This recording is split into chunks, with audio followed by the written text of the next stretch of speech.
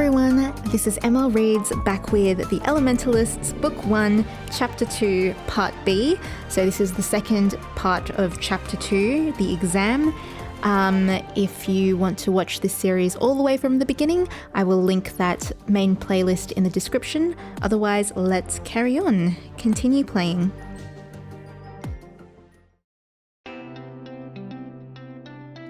So Zeph has asked us something, if he wants to play a game, I think it was, or ask some questions. And we are going to take the premium choice, which is Zeph, I'm in. Tell me everything. Zeph: okay, let's do this. I'm an open book. Hit me with your best shot. Eli: I hope you're ready because I've got a real zinger. What's your favourite magical activity, favourite spell, reason for coming to Pendergast? Ooh, what's your favourite magical activity? Zeph: that's a tough one. Honestly, I know it's not exactly the coolest thing, but I really love watching the night fairies from Maeve's Gap on the solstice. Interesting. Eli: fairies? Zeph: they're pretty reclusive, but every year at midnight of the winter solstice, they come out to pollinate the nightshade that grows in the gap. I like watching the purple glow from the mountaintop and trying to make shapes out of the massive swarm. Oh, that sounds fun. Eli: I get it, like cloud watching. How did you find this Maeve's Gap place anyway? Zeph: we went there on a family vacation a couple of times. My grandma's pretty tight with her wallet, but she always saves up to take my sister and me on vacation every couple of years. She says it's important for young people to see what they can of the world while their knees still work. Yeah, true. Go travelling, everyone. Well, not now because we're in a pandemic, but once this is over. Zeph chuckles to himself. Eli: anyone who appreciates the importance of a regular vacation schedule is a true hero. Your grandma sounds awesome. Zeph: that's an understatement. She's incredible. She basically raised me and Jamara when we were little.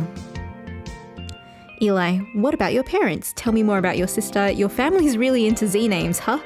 Your family's really into Z names, huh? Zeph: it's kind of a family tradition on my dad's side, going all the way back to my great-grandfather, Zeki. After my great-grandmother died, he remarried a water nymph and moved out to an island in the middle of the Bermuda Triangle. Needless to say, none of us are quite sure what happened to him after that. What about your family? Eli: it's pretty small. My parents don't really have siblings on either side, at least none that I've met. I have an aunt, Rhonda, but between you and me, I don't think she's actually related. Zeph: don't worry, having a big family isn't all it's cracked up to be sometimes. Eli: I don't know about that, but I'm glad to be an only child. I'd love a sibling. I'm gonna go with I'd love a sibling. I have a sibling in real life, a baby sister, and I love her, so. Eli: sharing that bond with someone, seeing them go through all of life's big moments. I can't imagine a relationship like that. Zeph: it sounds great when you put it that way. Mostly, having a younger sibling is them threatening to tell on you and plotting how they're going to redo your room when you go to college. This is true, and when they're younger they follow you around and copy you. I wouldn't change a thing.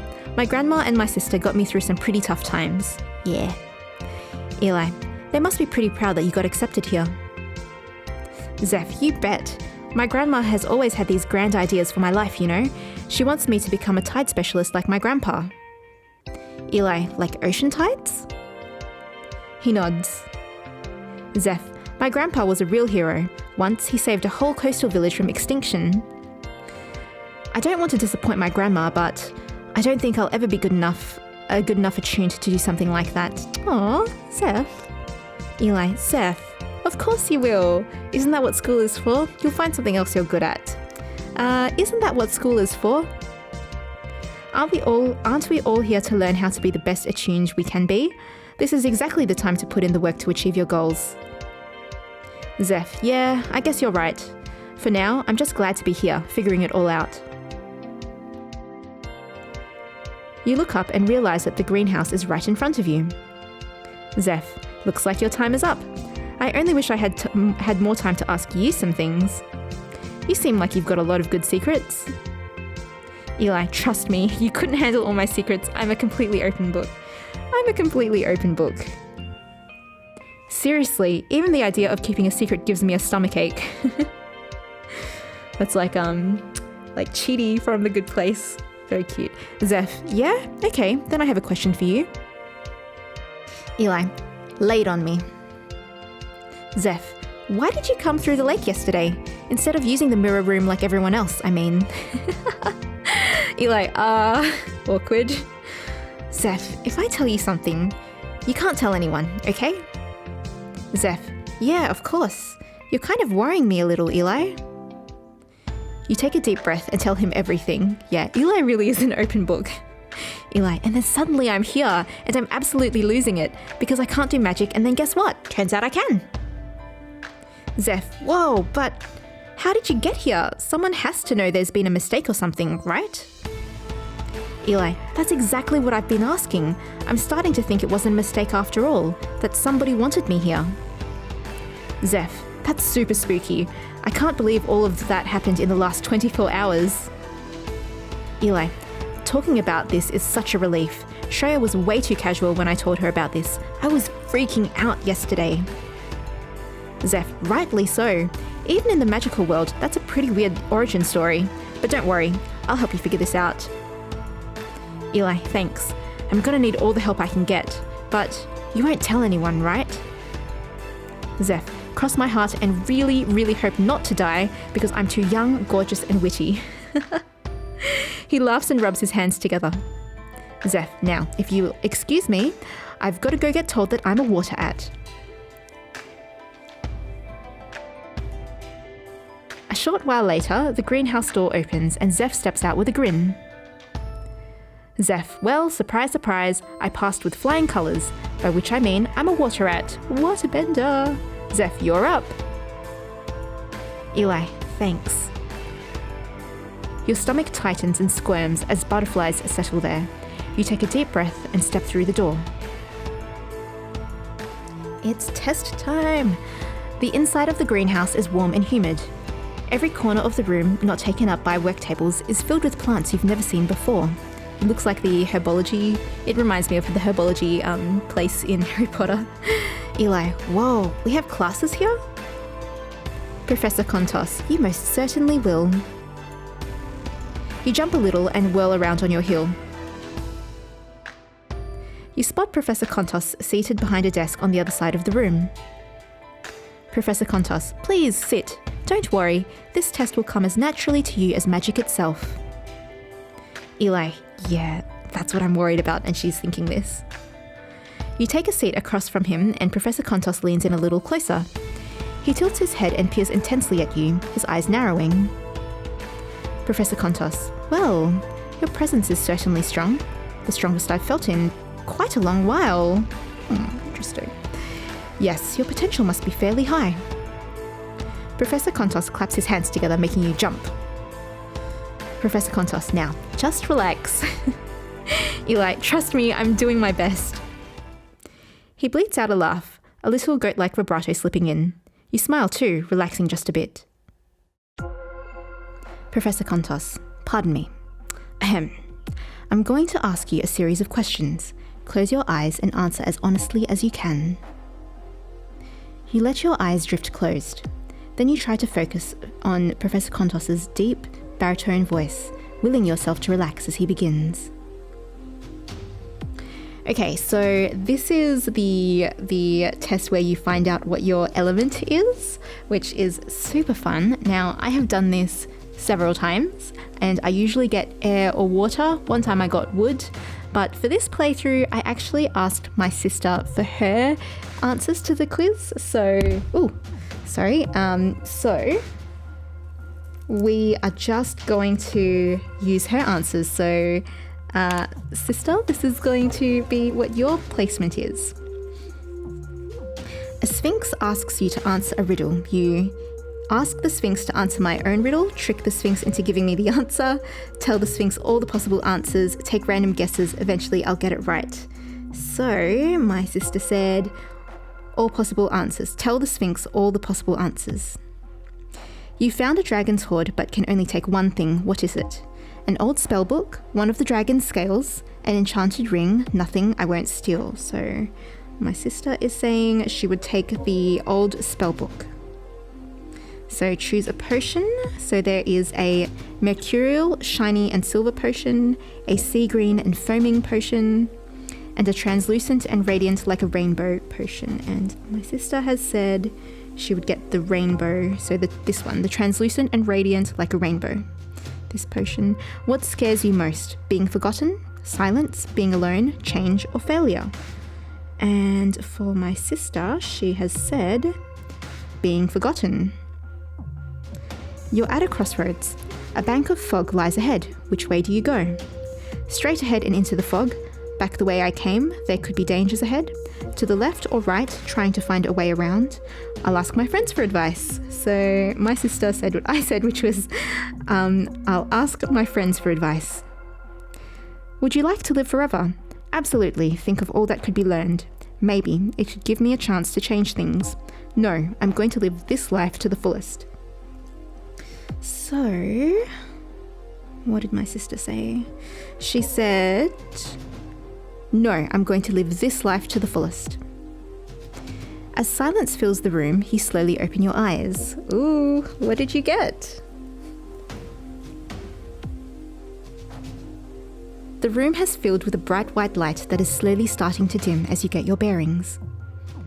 Professor Kontos rests his chin on steepled fingers and stares off past your head thoughtfully.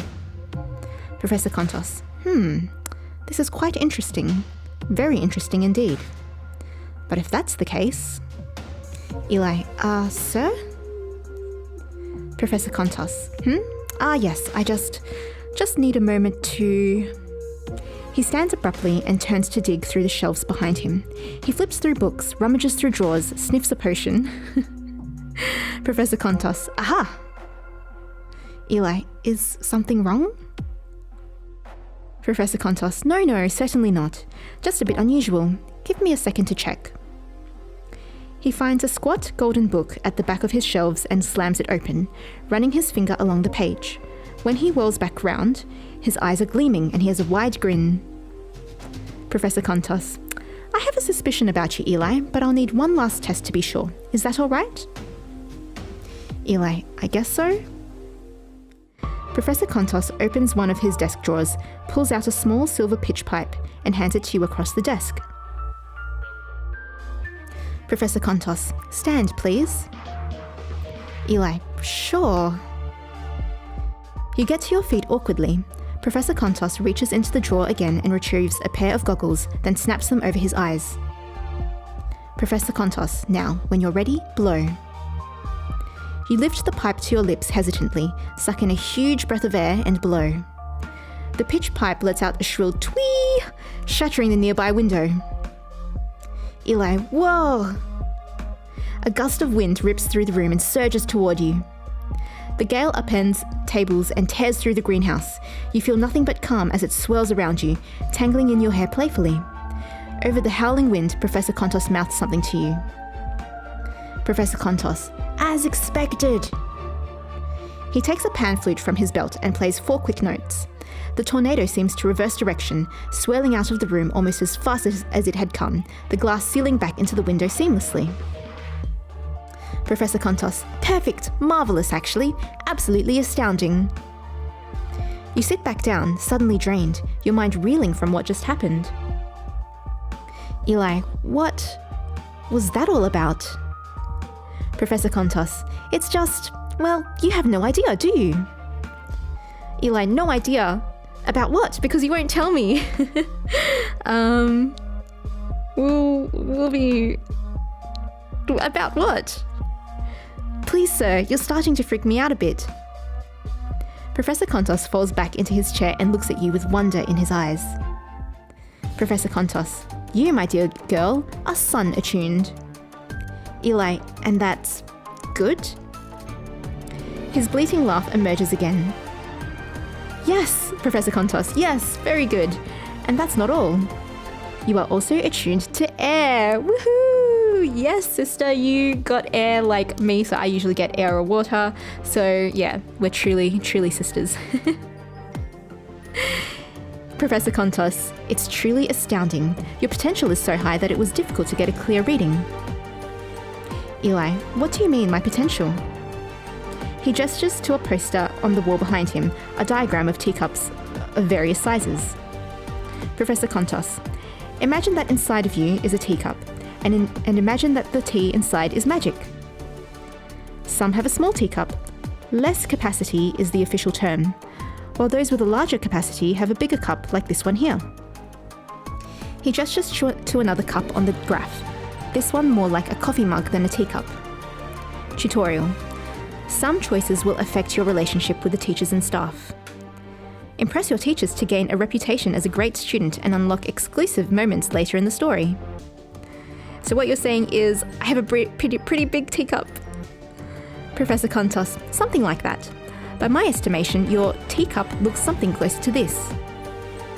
He walks to the sink and back, slamming down an ale tankard on the desk that looks like it might have been made for a small giant. Eli, so I have a ton of potential and 2 attunements. What does this mean? Professor Kontos, it means, Ms. Russell, that you might be one of the most powerful attuned persons to ever grace these halls. Dun dun dun! So yeah, that's it for chapter 2 of the Elementalists Book 1.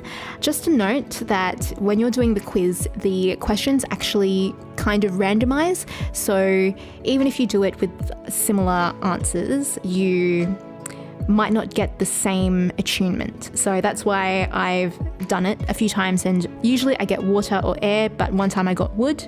I didn't change my answers, not much I don't think, but because there'll be different questions that you'll get asked, not just the ones that you've seen here, then you could end up with a different attunement. So yeah, have fun with that, anyone who is playing this game, and you can maybe play around a little until you get the attunement that you want, but all of them are pretty fun. Yeah, so that's it for this chapter today. I hope that you are all enjoying this so far. I'm having a lot of fun. And yeah, I'll see you for chapter 3 next time. Bye!